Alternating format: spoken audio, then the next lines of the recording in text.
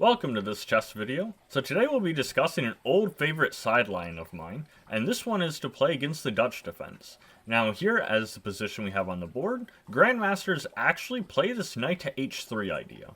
And hopefully at the end of this video, it'll be more clear why you should be playing this idea as well. But first, of course, let's go back to the very start of the game, show how we get here, and why knight h3 is actually such a good move.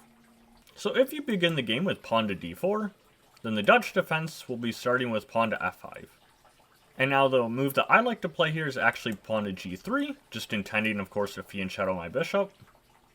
Knight f6, bishop to b2, e6 is very common, pawn c4, and then pawn to d5. And so in this particular variation here, we have black playing this Dutch Stonewall setup, where their pawns will be located here, and then they'll put this other pawn here on c6. Now this pawn formation, what I have highlighted in red here, actually has its own name. This is known as a saw formation. And it's very obvious to see where it gets its name from. It's because this kind of jagged, structure kind of resembles the teeth on a saw. But if they do go for this saw formation here in the Dutch, then the move that I actually recommend is a sideline I play myself and really enjoy playing, which is knight to h3. And this might look like a strange move to the untrained eye. They might think, well, why not knight f3, right? And in the classical main approaches, you usually have your knight on f3 and the other knight on c3. So this knight h3 looks very different.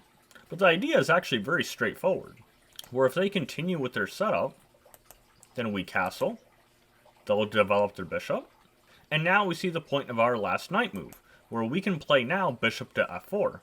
And they probably don't really want to trade bishops, because if they ever trade bishops, that's kind of an inaccuracy on their part, because then we'll just recapture with the knight, and now our knight is actually much improved.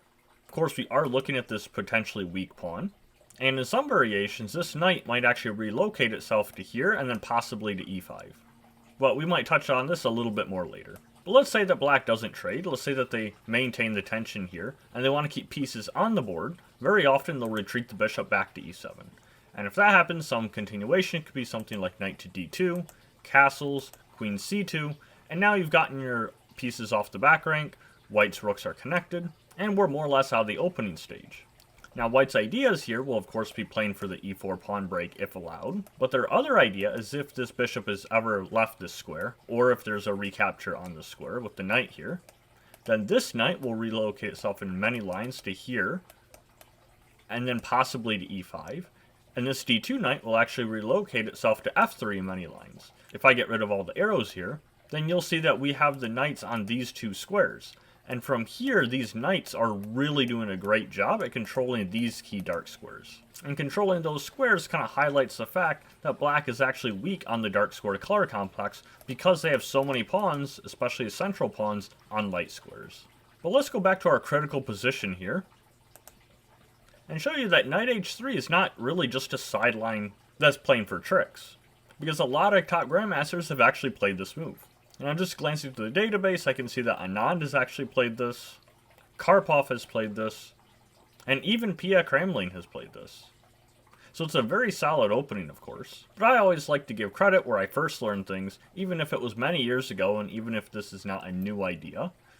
So I first learned this from Christoph Selecki, an international master from Germany. It was part of his Chess Explained YouTube channel. I probably saw that video probably about 6 years ago, and that video was actually created 12 years ago. So although he's no longer active on YouTube, I always like to try and give credit when some idea I learn comes up time and time again. So really this knight to h3 is actually kind of a deep idea, where you're trying to go to this f4 square and really exploit black's potential setup here. So this knight to h3 is pretty good against this Stonewall formation. But you might ask yourself, what happens if they don't play the Stonewall? Because if we go back here, many grandmasters will play g6, which is the Leningrad Dutch, and they intend to fianchetto. Or they may play a different Dutch setup, where they'll play these two pawns here, and maybe long term then they can play this pawn up to e5. And that's the classical approach.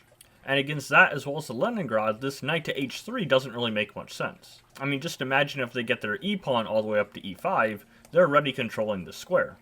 So how do we make sure that we can get knight to h3 when they play a Stonewall? Well, let's say that the game keeps continuing as we have planned, but in our main line we had black play pawn to d5.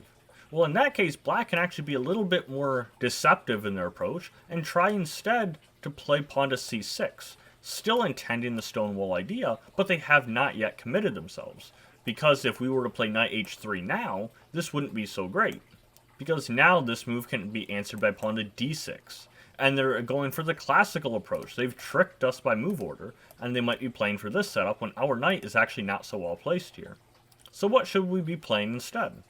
Well, in this situation, we don't want to play our knight. We don't want to put it on h3, and we also don't want to commit it to f3. So we need to play a different developing move that's very flexible, and kind of wait and bide our time, and see which approach black ends up committing to. I actually made a video a long time ago on this, not so much with this opening per se, but on this concept of waiting to develop your pieces. So I'll leave the thumbnail if everyone wants to check it out. I'll also put the YouTube link in the video description. But the key move that I like in this opening, this specific variation, is after c6, simply play queen to c2. If you recall, we had queen c2 in our line anyway, and so by playing it in this move, we actually haven't tipped our hand and shown them what we're intending. Now they'll probably go back to their Stonewall setup with d5. Now we can bring our knight to h3 as we intended before.